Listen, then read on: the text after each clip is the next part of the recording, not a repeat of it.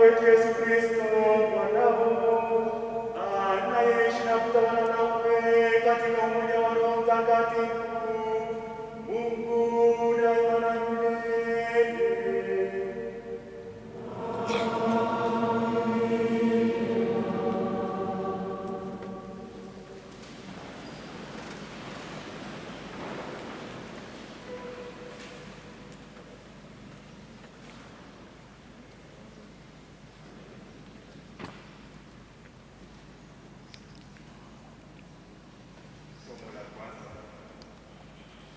Katika kitabu cha Hekima ya Sulemani. Niliomba na nikapewa busara, nikamlilia Bwana na ikanijia roho yangu. Nalipenda hekima kuliko fimbo za kifalme na viti vya enzi, nao utajiri nikauhesabu kuwa si kitu kulingana naye, wala sikumfananisha na jiwe thamani kubwa, kwani dhahabu zote zikilinganishwa naye ni kama mchanga kidogo, na fedha inahesabiwa kama udongo mbele yake. Nalipenda kupita afya na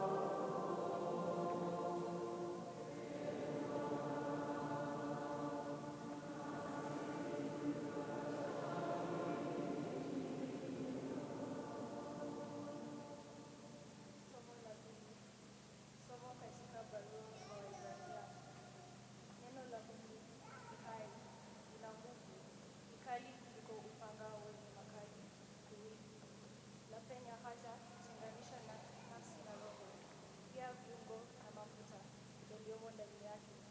Laweza kutambua nia na mawazo ya moyo. Hakuna kiumbe kinachoficha mbele yake, bali vyote ni wazi na tupu mbele ya macho ya yule aliye hakimu wetu.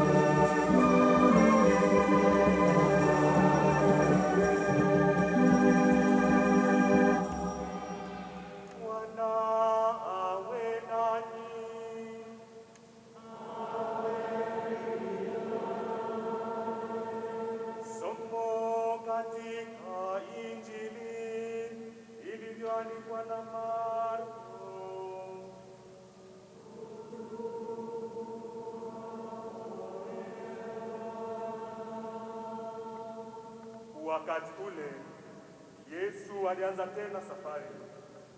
Mtu mmoja alimkimbilia, alimpigia magoti akamuuliza, "Mwalimu mwema, nifanye nini nipate kurithi uzima wa milele?" Yesu akamjibu, "Kwa nini unaniita mwema? Hakuna aliye mwema isipokuwa mmoja, ndiye Mungu. Umezijua amri: usiue, usizini, usiibe, usishuhudie uongo, usidanganye, waheshimu baba na mama yako." Naye akamjibu, "Mwalimu, hayo yote nimeyashika tangu ujana wangu." Yesu akamtazama, akampenda, akamwambia, "Unahitaji bado kitu kimoja. Nenda ukauze mali yako yote, ukawape masikini, nawe utakuwa na hazina mbinguni. Kisha njoo unifuate." Kwa neno hilo yeye alivunjika moyo, akaenda zake kwa huzuni, kwa maana alikuwa mtu mwenye mali nyingi. Yesu akapindua kichwa, akawaambia wafuasi wake, "Jinsi gani ilivyo vigumu kwa wenye mali nyingi kuingia katika ufalme wa Mungu." Wafuasi wakashtuka kwa maneno yake. Yesu akajibu tena akawaambia, "Watoto, jinsi gani ilivyo vigumu kuingia katika ufalme wa Mungu! Ni rahisi zaidi kwa ngamia kupenya kwenye tundu la sindano kuliko tajiri kuingia katika ufalme wa Mungu." Nao wakazidi kuduaa, wakaambiana, "Ni nani basi awezaye kuokoka?" Yesu akawatazama akasema, "Kwa wanadamu haiwezekani, lakini kwa Mungu sivyo, kwa maana yote yawezekana kwa Mungu." Petro akaanza kumwambia, "Tazama, sisi tumeacha vyote tukakufuata wewe." Yesu akasema, "Amini nawaambieni, hakuna mtu aliyeacha nyumba au kaka au dada au ndugu au mama au baba au watoto, mashamba, kwa ajili yangu na kwa ajili ya Injili, asipate mara 100 nyumba na akina kaka na akina dada na mama na watoto na mashamba wakati huu, pamoja na udhia hapa duniani, na uzima wa milele wakati yao.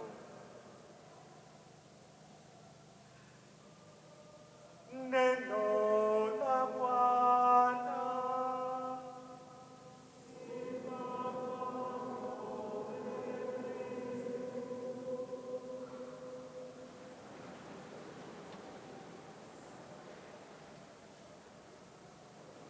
Wahubiri wa moto na kiberiti hawathaminiwi. Wahubiri wa upako na mali wanathaminiwa. Wacha niwaambieni wapendwa wa Mungu ukweli huu. Ukristo wa kweli ulianzishwa msalabani, sio kwenye mkutano wa bodi. Kuishi Ukristo wetu ile hali tumenyamaza tukitazama haki za wengine zinapokonywa ni Ukristo wa bandia, ni Ukristo wa mkanganyo, is living in a contradiction. Neno la Mungu tunalolihubiri lisipoweza kukupatia changamoto, lisipokufanya moyo wako usitulie, basi tunasema neno hilo pengine halijaweza kuwa na mashiko, au mahubiri hayo pengine hayajaweza kuwa na mashiko. Mahubiri yanayokusifu, yasiyokusukuma kufanya zaidi, yasiyokufanya utembee extra mile wewe kama Mkristo, mahubiri hayo wapendo wa Mungu hayana tija sisi kama Wakristo. Kuna wakati tunahitaji faraja katika maisha yetu, lakini pia kuna wakati ambao tunahitaji moto katika maisha yetu, moto ambao utaweza kubadili maisha yetu sisi kama Wakristo, na pengine kubadili mtindo wa maisha yetu na namna tunavyoishi sisi kama Wakristo. Kila mmoja ni tajiri kwa namna yake. Kila kinachokuzunguka wapendo wa Mungu ni utajiri kwa namna yake. Lakini katika masomo yetu, hasa katika somo la Injili, nitake niwaambieni wapendo wa Mungu, si kila aina zote za umaskini ni takatifu. Si kila aina zote za umaskini na si kila aina zote za utajiri ni uhalifu katika maisha. Lakini kuna gharama ya kumfuasa Kristo. Kuwa mtumishi mwaminifu katika maisha yako ya Ukristo kunahitaji gharama, kunahitaji kujitoa sadaka. Wapendo wa Mungu, katika somo letu la pili tunapata ujumbe mzito kuhusiana na neno lake Mwenyezi Mungu. Wakati mwingine neno la Mungu linafaa kuibua hisia katika maisha yako ili uone namna unavyoishi maisha yako ya Ukristo, namna unavyoenenda katika maisha yako ya Ukristo. Neno lake Mwenyezi Mungu linafaa kuibua hisia katika maisha yako, linafaa kuchoma moyo wako ili liweze kugeuza mwenendo wa maisha yako. Ndio maana katika waraka kwa Waebrania tunaambiwa kwamba neno lake Mwenyezi Mungu ni kama upanga unaokata kuwili. Neno lake Mwenyezi Mungu ni kama upanga unaokata kuwili. Linapopita wapendo wa Mungu, linakata kote kote, linabadilisha maisha ya watu. Ndiyo maana nimeanza kwa kusema wapendo wa Mungu, pengine tunapopita mitaani, wahubiri wa moto na kiberiti hawathaminiwi, lakini wale wahubiri wanaohubiri kupata upako, wahubiri wanaohubiri miujiza na kupata mali, pengine ndio wanaothaminiwa. Lakini wapendo wa Mungu, mahubiri tunayohubiri ni mahubiri ambayo yanafaa kuwa kama upanga, yakipita yanakata kote kuwili, yanabadilisha maisha ya watu, huku tukiamini kwamba sisi kama Wakristo, namna unavyoishi kama Mkristo, basi ndivyo namna utakavyourithi ufalme wa Mwenyezi Mungu. Wapendo wa Mungu, Ni mara ngapi pengine tumeona viongozi wa serikali wanatishia viongozi wa dini? Ni mara ngapi viongozi wa dini wamedhalilishwa? Ni mara ngapi hata tumeingiwa na uoga wa kuhubiri neno la Mwenyezi Mungu ambalo ni kweli yote, ambalo ni kama upanga ambao unakata kuwili, kwa sababu tunaogopa pengine tutasulubiwa. Kumfuasa Kristo kama tunavyosikia ni gharama. Kuhubiri mahubiri ya kweli ambayo yanagusa mioyo ya watu pia ni gharama. Kama tusipohubiri neno kama Waebrania anavyotuambia, je, ni nani atahubiri neno hilo? Kama sisi ni wachungaji wenu tusipoweza kuambia ukweli kuhusiana na maisha ya Ukristo, tukaingiwa na uoga, je, ni nani atahubiri neno hilo? Je, ni nani atafuata nyayo zake Bwana wetu Yesu Kristo? Kumfuata Kristo ni gharama. Kumfuata Kristo unahitaji ujasiri. Kuhubiri neno lake Mwenyezi Mungu kama tunavyosikia ni gharama. Wakati mwingine tunapenda faraja zetu, na kila mara tunapokuja kanisani, wapendo wa Mungu, tunaambiwa hapa ndipo tunapotafuta faraja zetu, ndipo tunapotafuta consolation. Lakini vile vile, wapendo wa Mungu, tunaambiwa kwamba unapokuja kanisani, ukaingia kanisani, kama neno ambalo linahubiriwa halijaweza kubadilisha maisha yako, halijaweza kukufanya wewe ukawa Mkristo ambaye ni Mkristo bora, basi neno hilo linakuwa halina tija, wapendo wa Mungu. Na tunapoishi neno hilo linapogusa maisha yetu, neno hilo linapogusa mioyo yetu, hapo ndipo tunaambiwa kwamba tunaipata hekima yake Mwenyezi Mungu, kama tulivyosikia katika somo letu la kwanza. Na hekima tunayoisikia katika somo letu la kwanza pengine inafananishwa na mwanamke mzuri sana. Na unapoipata hekima hiyo, maisha yako ya Ukristo yatanyooka. Maisha yako ya Ukristo yataenda sambamba. Maisha yako ya Ukristo yatakuwa na tija. Ndiyo hekima yake Mwenyezi Mungu, hekima inayofananishwa na utajiri. Unapompata Mwenyezi Mungu, unapoipata hekima yake Mwenyezi Mungu, basi ndiyo utajiri wenyewe.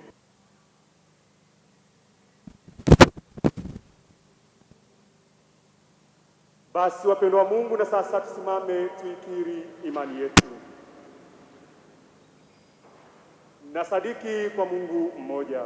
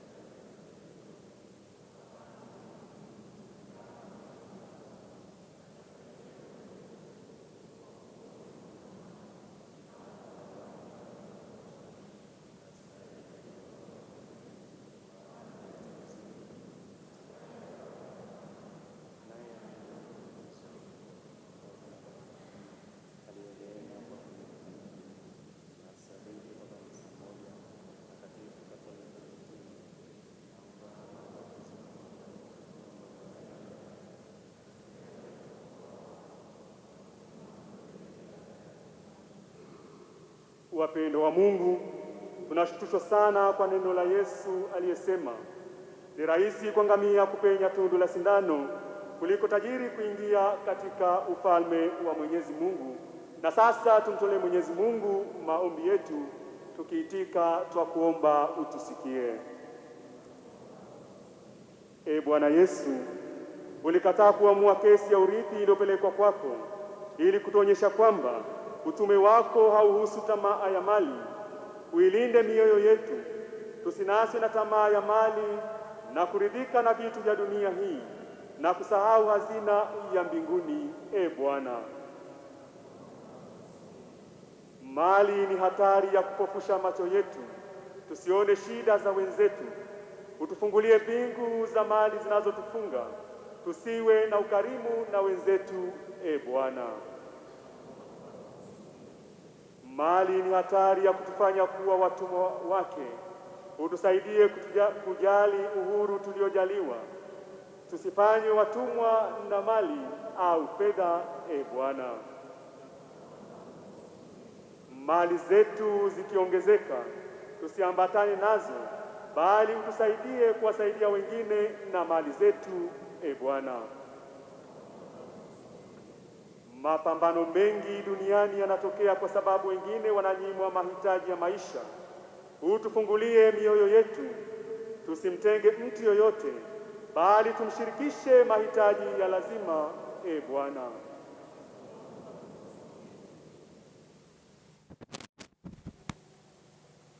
E Mungu Mwenyezi, kuna mambo mengi hapa duniani yanayotuzuia kwenda katika njia iendayo kwako. Utusaidie kwa kuyapokea maombi yetu kwa njia ya Kristo Bwana wetu.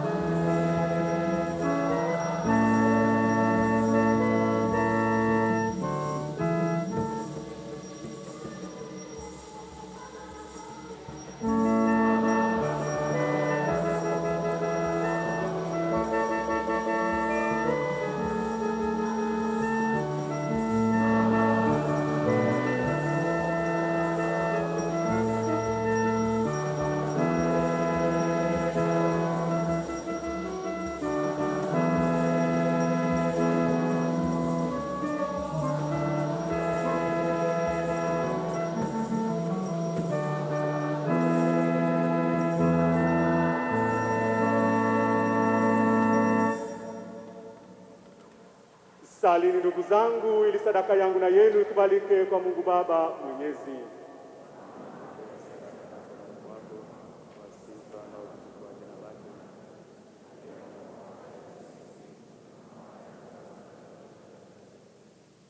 Bwana, pokea maombi ya waumini wako pamoja na dhabihu tunayokutolea, ili kwa matendo haya ya ibada takatifu tupate kufikia utukufu wa mbinguni. Tunaomba hayo kwa njia ya Kristo Bwana wetu.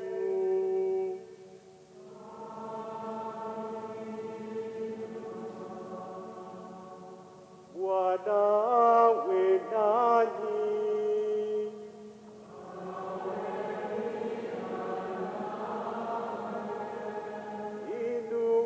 Inueni mioyo.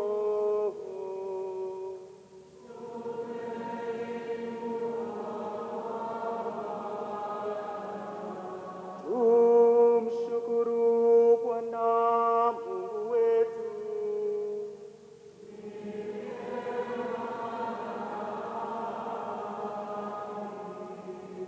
Ni vema na haki tendo la kufa na kuleta wokovu. Tukushukuru wewe daima na popote, Ee Bwana Baba uliye mtakatifu, Mungu mwenyezi wa milele. Wewe ulivifanya vitu vyote vya ulimwengu na ukapanga majira na nyakati. Ulimuumba mtu kwa mfano wako na ukaweka chini yake viumbe na maajabu yao, apate kuvitawala kwa niaba yako vyote ulivyoumba na kukusifu bila mwisho katika maajabu ya kazi zako kwa njia ya Kristo Bwana wetu. Kwa hiyo sisi nasi pamoja na malaika wote tunakusifu, tukiimba kwa shangwe na furaha.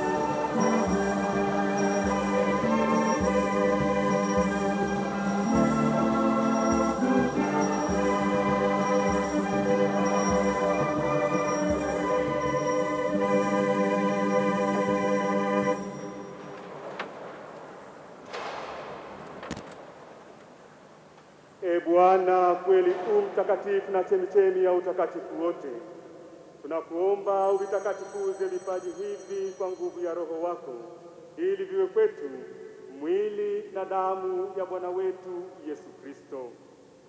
Yeye alipotolewa na kuingia kwa hiari katika mateso yake, alitwaa mkate, akashukuru, akaumega na akawapa wafuasi wake akisema, twaeni mle nyote, huu ndio mwili wangu utakaotolewa kwa ajili yenu.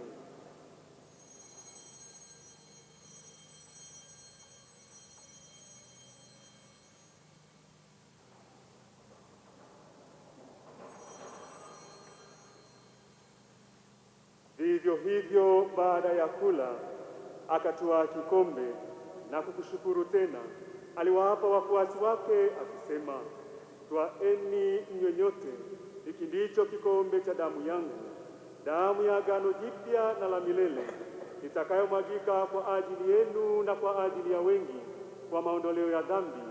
Fanyeni hivi kwa kunikumbuka mimi.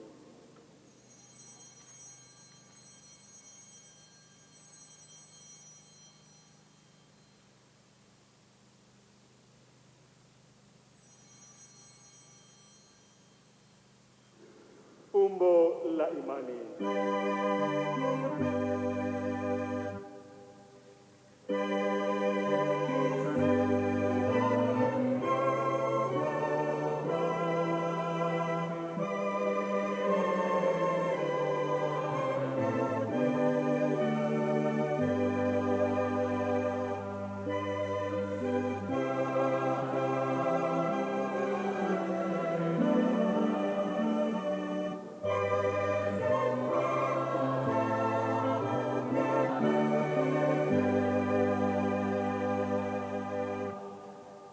Kwa hiyo, Bwana, tunapoadhimisha ukumbusho wa kifo na ufufuko wake mwanao, tunakutolea mkate wa uzima na kikombe cha wokovu.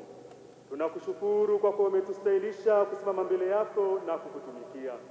Pia tunakusihi kwa unyenyekevu, ili kwa kushiriki mwili na damu ya Kristo tukusanywe na Roho Mtakatifu tupate kuwa jamaa moja. Bwana, ulikumbuke kanisa lako popote duniani, tukamilishe katika upendo, sisi pamoja na Baba Mtakatifu wetu Francisco na askofu wetu Daudi Kamau na watumishi wako wote. Wakumbuke pia ndugu zetu waliofariki wakiwa na tumaini la ufufuko, na marehemu wote waliofariki dunia katika huruma yako, wapokee kwenye nuru ya uso wako. Tunakuomba utumie sisi sote, ili pamoja na Maria Bikira mwenye heri, mama wa Mungu, Mtakatifu Yosefu mume wake huyo Bikira, tume wenye heri na watakatifu wote waliokupendeza tangu kale, tustahili kushiriki uzima wa milele na kusifu na kutukuza kwa ajili ya mwanao Yesu Kristo.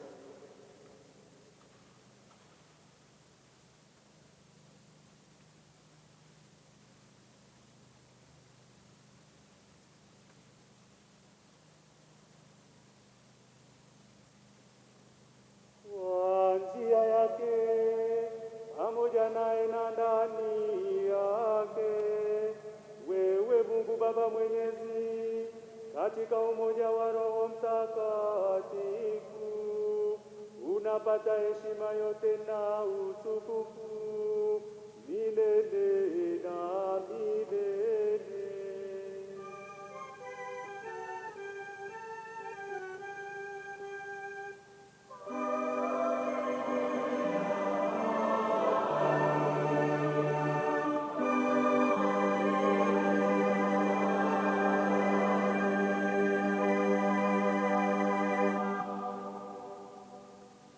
Kwa kulitia agizo la Mwokozi wetu na tukifuata mafundisho yake ya kimungu, tunathubutu kusema: Baba yetu uliye mbinguni,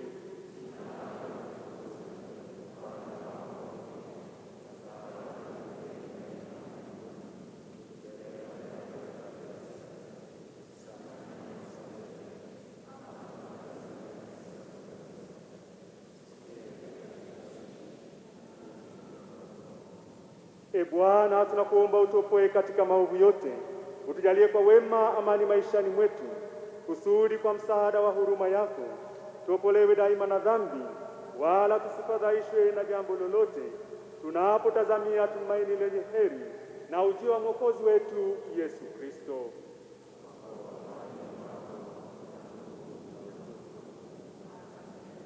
Bwana Yesu Kristo, uliyewaambia mitume wako, amani na waachieni, amani yangu na wapa, usizitazame dhambi zetu, ila tu imani ya kanisa lako.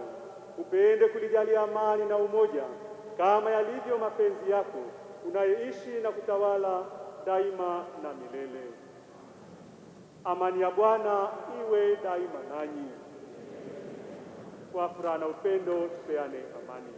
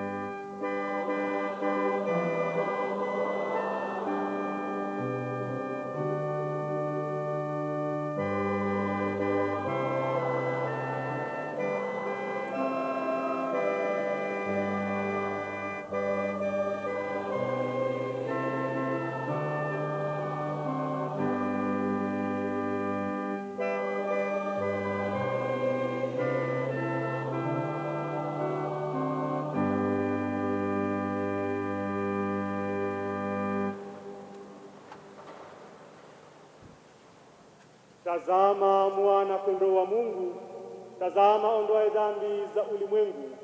Heri hao walioalikwa kwenye karamu ya mwana kondoo.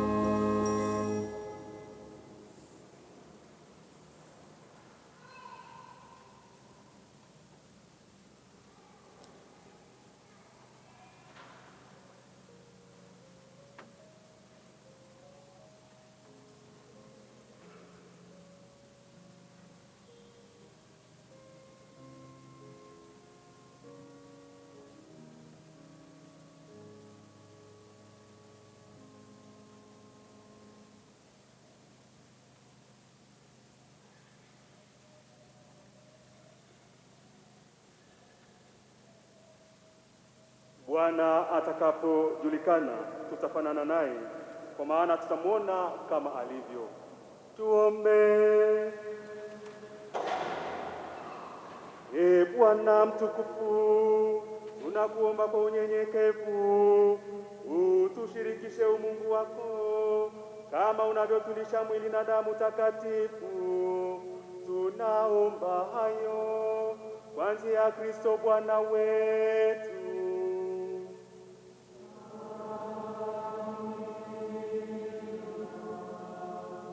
Naomba tuketi.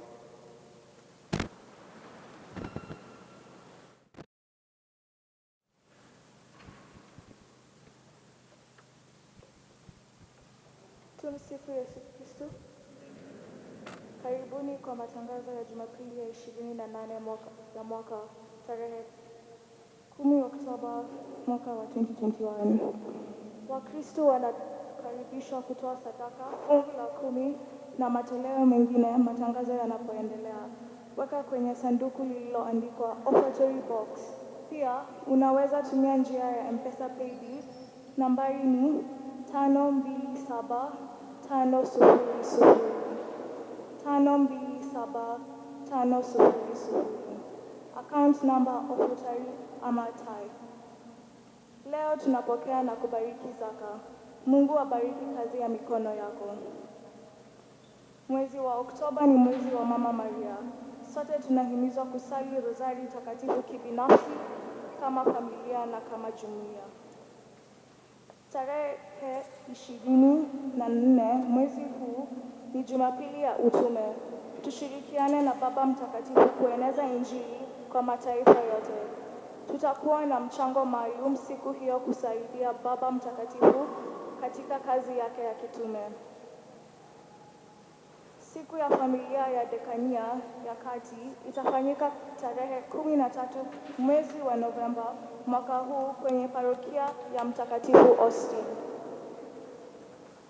Ubatizo wa watoto wachanga hufanyika kila Jumamosi ya mwisho wa mwezi, ukitanguliwa na mafundisho kwa wazazi na wasimamizi. Mafundisho hayo hufanyika kila Alhamisi saa 11:30 jioni. Wazazi wanashauriwa wachague majina ya watakatifu ambao yanapendekezwa na kanisa. Pia tunaandikisha darasa la katekizimu kwa watu wazima.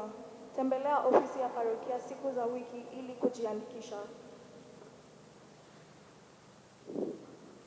Kitubio hufanyika kila siku hata Jumapili kwenye chumba cha kuabudu au kama Adoration Chapel.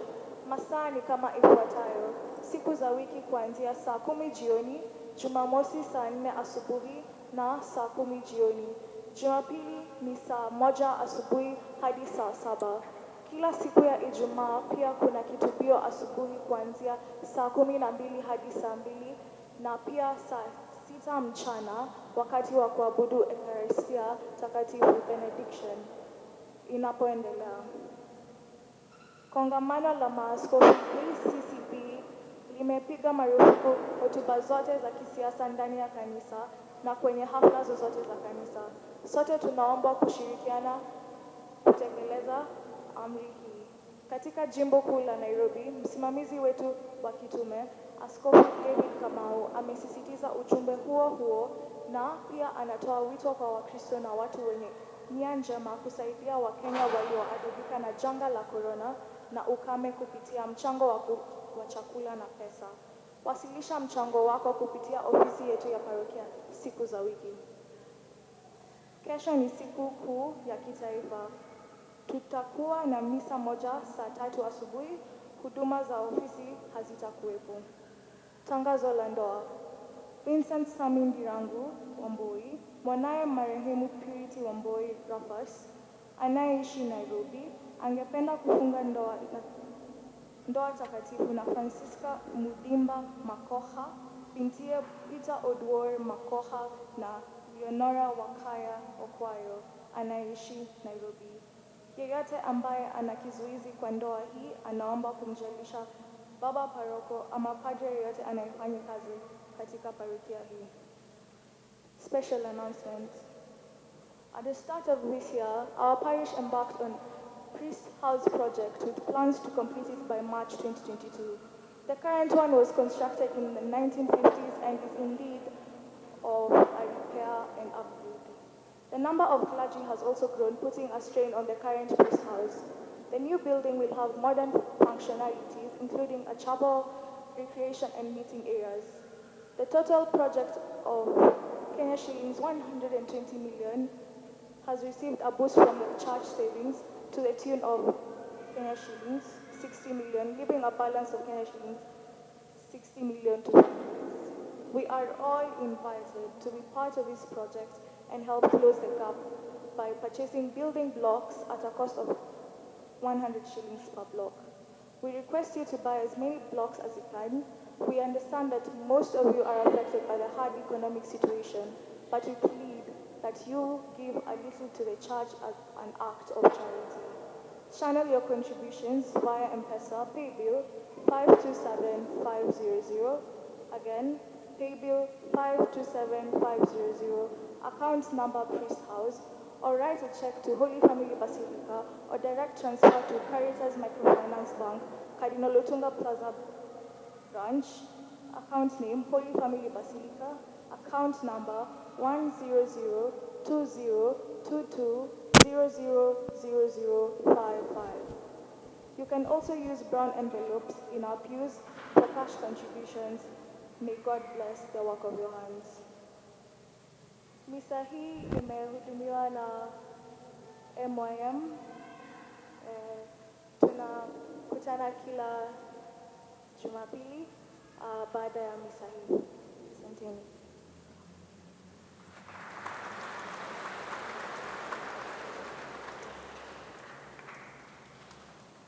Nachukua fursa hii kabla ya baraka za mwisho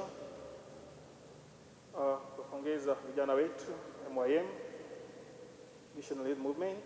Ni vijana ambao wako shuleni ndio limekuwa kihudumu katika ibada hii ya misa, na manake juma hili ndio wanarudi shule.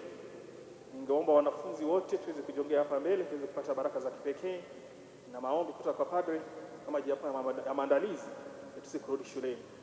Wanafunzi wote jioni hapa mbele.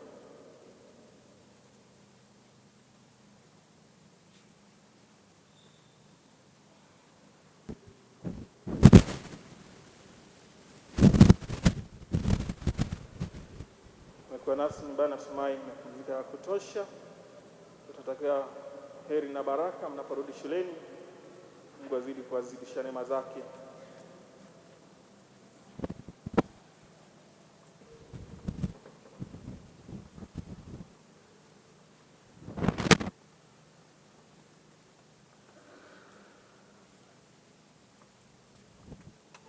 Basi wapendwa wa Mungu, tusimame tuweze kuwaombea watoto wetu. Mungu Baba Mwenyezi, tunakushukuru kwa zawadi ya uhai, tunakushukuru kwa zawadi ya watoto wetu. Tunaomba uendelee kuwabariki, tunaomba uendelee kuwatakasa, tunaomba uendelee kuwatangulia hasa wanaporudi mashuleni kwao. Mungu Baba, hasa katika kipindi hiki tunapopitia changamoto ya janga la korona, tunaomba Mwenyezi Mungu uendelee kutembea nao, endelea kuwabariki, endelea kuwakinga na maovu yote ya mwili na roho. Hata wanaporudi shuleni, Mungu Baba, waendelee kusoma vizuri na Roho Mtakatifu aendelee kuangazia, ili yote watakayoyafanya yawe ni kwa ajili ya sifa na utukufu wako.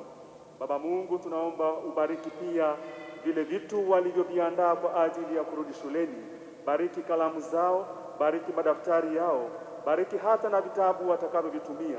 Bariki na walezi na walimu wao watakaotembea nao katika safari ya elimu, ili yale yote wanayofundishwa yaweze kuwa ni kwa ajili ya kuwajenga mwili na kwa ajili ya kuwajenga kiroho, ili waendelee kutumikia taifa, waendelee kutumikia kanisa, yakiwa yote ni kwa ajili ya sifa na utukufu wa jina lako.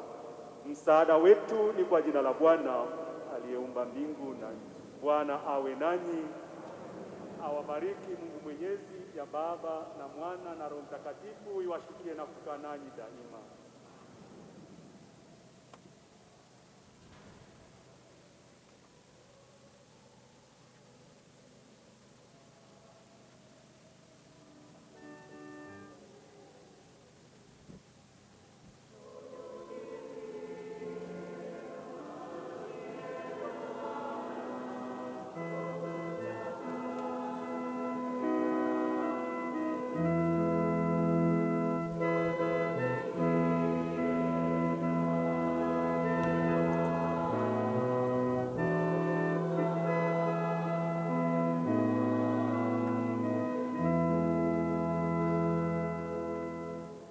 tuwapigie makofi wanapoketi.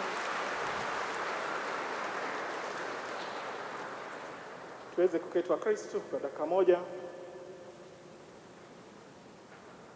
Na chukua fursa hii kumshukuru padre ambaye ameweza kuwa nasi, Father Simon Ng'ang'a, kuweza kujiunga nasi katika ibada ya misa, na vile vile nazidi kumwambia asante Father Didimas kwa kutuongoza vyema katika ibada ya misa. Hasa kwa njia ya kipekee tunashukuru KBC na TV47 mmekuwa nasi tangu mwaka jana na mjachoka kuwa nasi. Tunasema Mungu azidishie neema zake na baraka zake kwa kuwasaidia wagonjwa walioko wengine hospitalini, wengine nyumbani, kuweza kufuatilia hii ibada ya misa. Mungu abariki kazi ya njema KBC na TV47. Ningemwomba padre ambaye ametuongoza Father Didimas atuambie ametokea wapi ili tuweze kumalizia ibada ya misa. Padre, karibu. Mungu ni mwema kila wakati. Basi kama padre alivyosema, naitwa Padre Didimas Shirima kutoka shirika la Jesuits ama Society of Jesus. Ninafanya kazi hapa jimbo kuu la Nairobi. Nafanya pia kazi kama mkurugenzi wa miito wa shirika la Wajesuiti. Kwa hiyo wale vijana wa kiume wanaotaka kuwa mapadre wa shirika la Jesuits, basi tunawakaribisha sana, msisite kutuandikia, nasi tutakuwa tunatembea pamoja.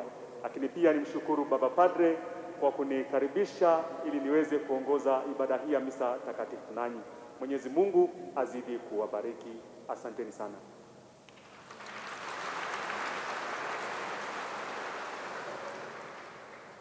Basi tusimame tumalize ibada yetu.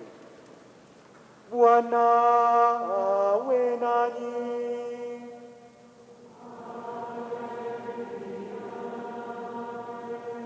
Na baraka yake Mungu Mwenyezi, Baba na Mwana na Roho Mtakatifu iwashukie na kukaa nanyi daima.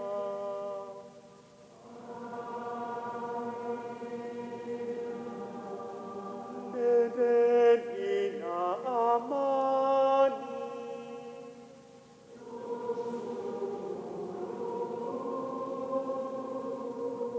Na watakieni nyote Dominika njema.